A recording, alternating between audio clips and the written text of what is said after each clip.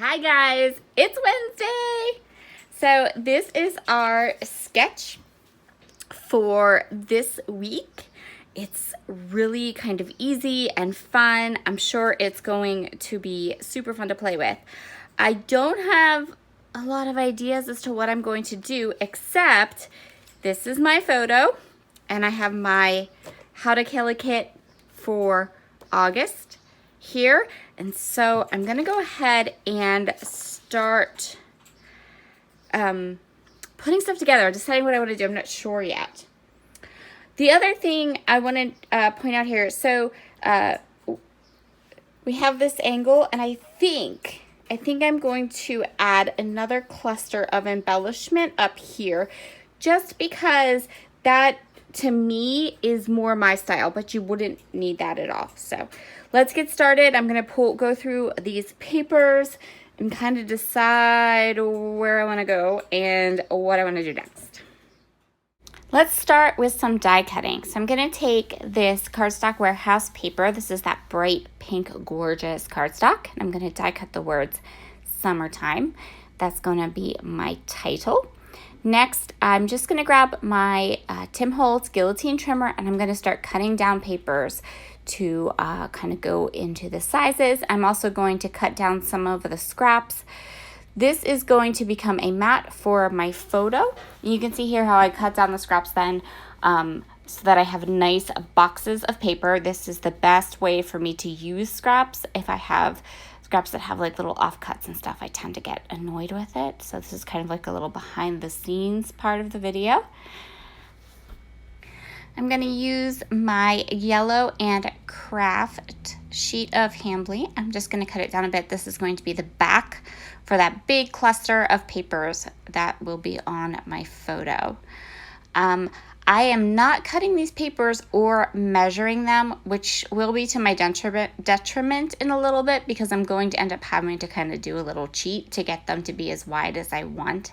I'm just eyeballing them for now, mostly because I know that if I knew as I was cutting them that if I, fudged the dimensions a little bit, I could cheat without a problem and just kind of make it look like they go and are as long as I want them to be.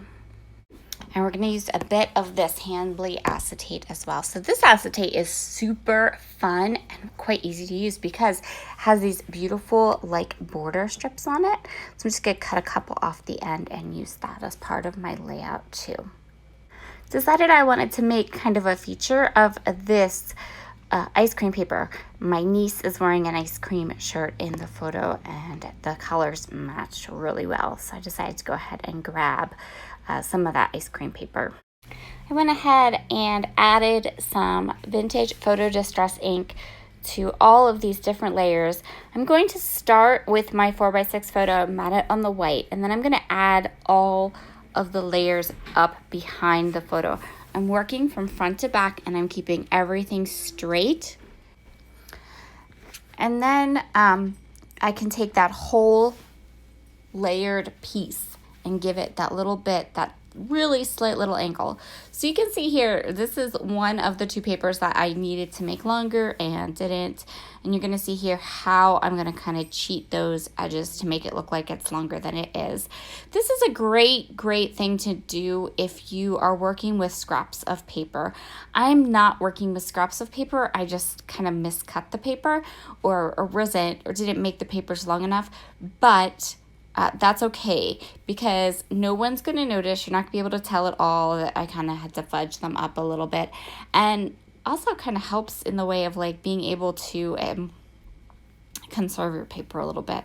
Kind of look at doing something like this almost like why you would want to gut a paper. And, like I only have one of these sheets of Hambly. So let's not use more than what we can have on display and as really part of our layout, right? Okay. So you can see what I'm doing here. I cut the paper and then I flipped it over, adhered it to one side of my 4x6 photo, and then used a T-square ruler to get it straight with the other side, and this worked. You can't even tell in the finished layout that I had to do this. The last layer for this layout or for this stack will be this Hambly acetate, and I'm going to go ahead and use a stapler to adhere it to my other layers. And then I'm going to go ahead and add another section of stapling to that embellishment area that I'm going to add up at the top left, so that the staples don't look out of place. And it's almost like the staplers are at the 3 different places of my embellishment clusters, which works really, really nicely. So this is just another way to adhere down your acetates if you can, if you like the look of staples, or if you plan on putting some of them into your design anyway. So now is the part where I gotta put all of those layers down and then ever so slightly angle them. And then same with this, I'm going to add this ice cream piece at the top, and I'm going to ever so slightly angle it so it is not straight on, and that I'm going to try to match the angle as close as possible to the rest of the page. And I think I do a pretty good job of having that happen. I'm going to go ahead and trim off these edges and then start deciding on titling and embellishments and things I'm going to do. And this is also where I'm going to add that 3rd set of staples. So there is 2 staples on each end of that acetate, which is holding the acetate into place. And then I'm going to go ahead and add 2 staples up to that top border piece. And then it just looks like it's part of the design. It doesn't look odd. I chose 3 frames. This is from part of the upgrade of my scrapbooking store kit. I'm just going to end up using 2 of them, but I thought they would make really good starting points to build off of for my embellishments.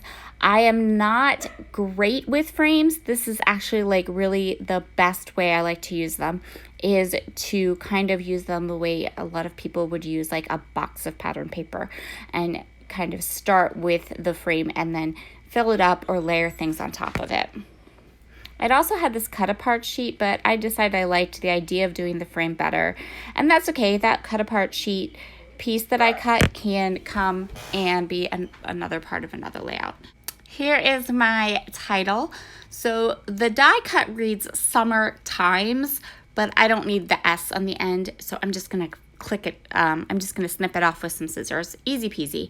I am just taking my tape runner. You can use wet glue for this. You can use a Xyron sticker maker if you have one handy. I have like 3, but they're all kind of buried in my room somewhere. So I just used my tape runner, and I'm going to make a nice stacked title with 3 sheets of the white cardstock and then the colored on top. I'm going to go through the sticker sheet now, and I'm just going to grab a couple of fun summer stickers that I can use to fill in parts of this collection. I decided to go with things that I maybe don't have another layout where they would seem appropriate. So things like this toucan is definitely getting on this layout because this is just a fun layout, and it's not a pool picture, it's not or really anything. So it's just a photo of my niece being adorable. So I figured with a title like Summertime, I could kind of add in all of the maybe more random stickers that aren't going to go with just any photo, right? So, and I think this turned out really, really cute. So I'm going to fiddle with this title. I'm going to get my head in the way a little bit because I really want the toucan's face not to be covered up.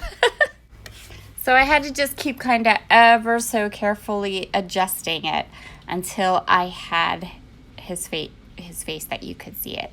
I'm going to pop dot these cute pink sunglasses, and then I'm just going to add a couple of little phrase stickers underneath the sunglasses to complete that layout. We just started getting a huge storm outside. Like within the last 30 seconds, it started pouring.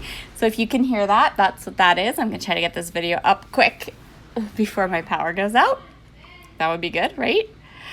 So I'm just going to continue working on here. I'm adding another little cluster up at the top over those,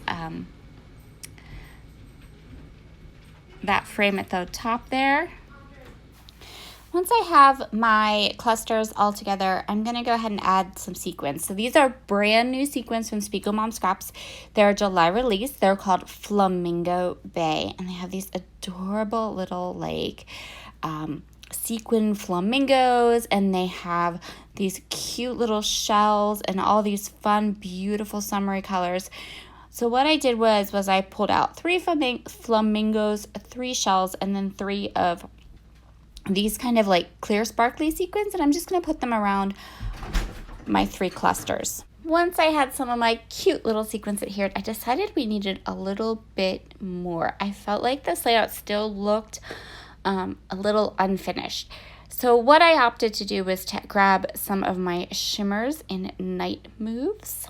I'm going to give it a really good shake to get it all mixed in together, and then I'm going to go ahead and do some splatters. I didn't care if that upper left-hand corner had black splatters on it, but I really didn't want the main area of my layout or the picture to have splatters on it, so I did cover it up with a sheet of printer paper for the top.